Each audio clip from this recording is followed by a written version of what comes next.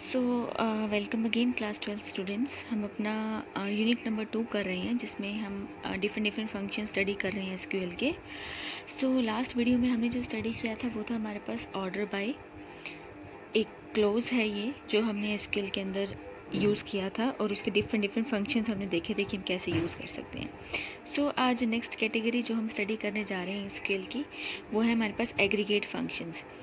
Aggregate word बहुत common है, आपको पता है। एग्रीगेट होता है ऑलमोस्ट लाइक कि किसी चीज़ का एक एवरेज निकालना या एवरेज से थोड़े से ऊपर किसी भी वैल्यू को लेकर चलना, तो वो होता है हमारे पास एग्रीगेट फंक्शंस।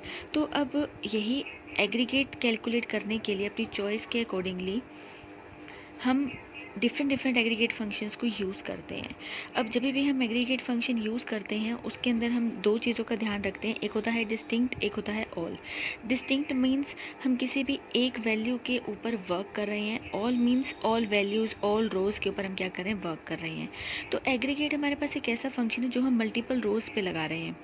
इससे पहले अभी तक हमने जितना भी काम किया था वो ऑलमोस्ट हम सिंगल रो के ऊपर ही वर्क कर रहे थे। तो अब हम मूव कर रहे हैं हमारे पास मल्टीपल कॉलम्स की तरफ, एंड सबसे फर्स्ट चीज़ जो हम उसके अंदर कर रहे हैं वो है हमारे पास एग्रीगेट फंक्शंस। सो एग्रीगेट फंक्शन में जो सबसे फर्स्ट हमने स्टडी करना है वो है हमारे पास एवरेज।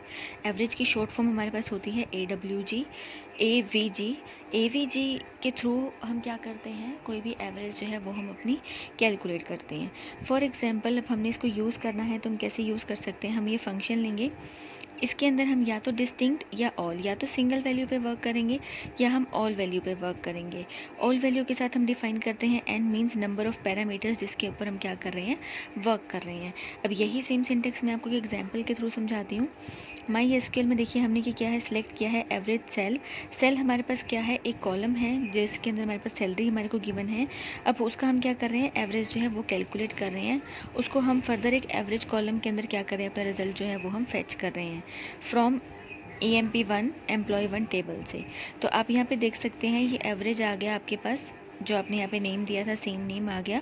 इस सैलरी का जो एवरेज बनता है वो एवरेज आपके पास आपको एज अ रिज़ल्ट शो हो गया।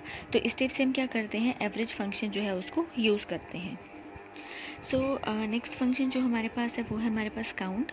काउंट हम बेसिकली इसलिए यूज़ करते हैं ताकि हम नंबर ऑफ़ रोज़ और कॉलम्स को क्या कर सकें, काउंट कर सकें। ये आपको ध्यान भी होगा, हमने पहले भी यूज़ किया है, बट स्टिल एक रिमाइंडर बेसिस पे हम इसको दोबारा से रिवाइज़ करते हैं।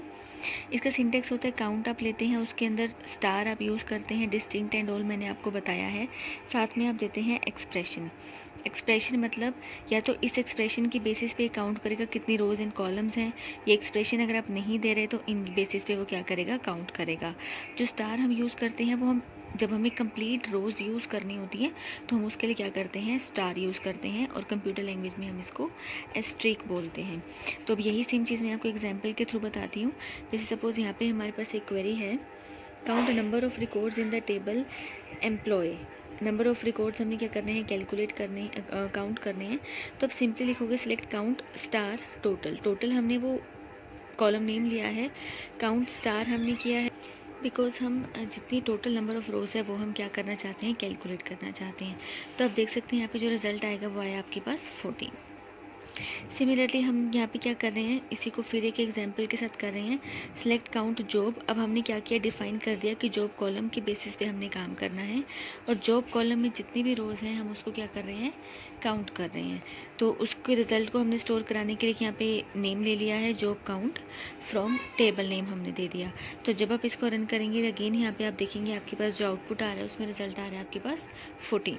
तो इस टाइप से हम क्या करते हैं, काउंट जो हमारे पास फंक्शन है उसको यूज़ करते हैं। सो नेक्स्ट फंक्शन जो हम यूज़ करने वाले हैं वो हमारे पास मैक्स। मैक्स आपको पता है मैक्सिमम वैल्यू कैलकुलेट करने के लिए हम यूज़ करते हैं। बिल्कुल सिमिलर एक्सप्रेशन है सभी फंक्शंस के ऑलमोस्ट। यहाँ पर आप देख सकते हैं, यहाँ पर अगेन हमने जो सिंटेक्स यूज़ किया है उसके अंदर या तो हम डिस्टिंक्ट वैल्यू देंगे या हम ऑल वैल्यू देंगे, साथ में हम देंगे कोई ना कोई एक्सप्रेशन। सो एग्जाम्पल के थ्रू करवाती हूँ ये मैं आपको। माई एसक्यूएल सिलेक्ट मैक्स किया, सैलरी कॉलम मैंने यूज़ किया। अब इसमें मुझे चेक करना है कि मैक्सिमम सैलरी जो है वो कितनी है, फ्रॉम मैंने क्या किया है, टेबल नेम दिया है। तो इस बेसिस इस कॉलम में जो भी आपके पास मैक्सिमम सैलरी होगी वो एज आउटपुट आपको यहाँ पर क्या हो जाएगी, शो हो जाएगी। तो ऐसे हम किसी भी चीज़ की मैक्सिमम वैल्यू कॉलम के रेफरेंस पे हम कैलकुलेट कर सकते हैं। जैसे हम मैक्सिमम कैलकुलेट कर सकते हैं वैसे ही हम क्या कर सकते हैं, मिनिमम कैलकुलेट कर सकते हैं। जो इसका एक्सप्रेशन है वो बिल्कुल सेम है। अभी यहाँ पे आप देख सकते हैं मैंने यहाँ पे क्या किया है, select minimum hire date column मैंने लिया है और मिनिमम हायर डेट मुझे जो है वो चेक करनी है, और उसी के नेम पे मैंने क्या किया है, एक कॉलम क्रिएट कर दिया जिसकी नेम मैंने ये दे दिया, टेबल नेम मैंने दे दिया। तो जब आप इसे रन करेंगे तो आप देखिए आपके पास एक डेट आ जाएगी, ये आपके पास क्या है, मिनिमम हायर डेट है आपकी। ऐसे ही हम सैलरी में से भी मिनिमम कैलकुलेट कर सकते हैं। कोई और कॉलम है उसमें से भी हम मिनिमम वैल्यू कैलकुलेट कर सकते हैं। अगर स्टूडेंट का कोई डेटाबेस है और अगर हमने मार्क्स देखने की मिनिमम मार्क्स कितने हैं, तो मार्क्स कॉलम को जब हम मिनिमम फंक्शन में पास करेंगे तो मिनिमम मार्क्स आपको रिजल्ट देगा। नेक्स्ट जो हमारे पास है वो है हमारे पास सम फंक्शन। अब सम में हम क्या कर रहे हैं, किसी भी वैल्यूज़ का क्या करेंगे, हम सम करेंगे। सेम वैसे ही जैसे हमने यूज़ करना है। एग्जाम्पल है हमारे पास, सेलेक्ट सम, सैलरी मैंने दे दिया टोटल सैलरी फ्रॉम एम्प्लॉय।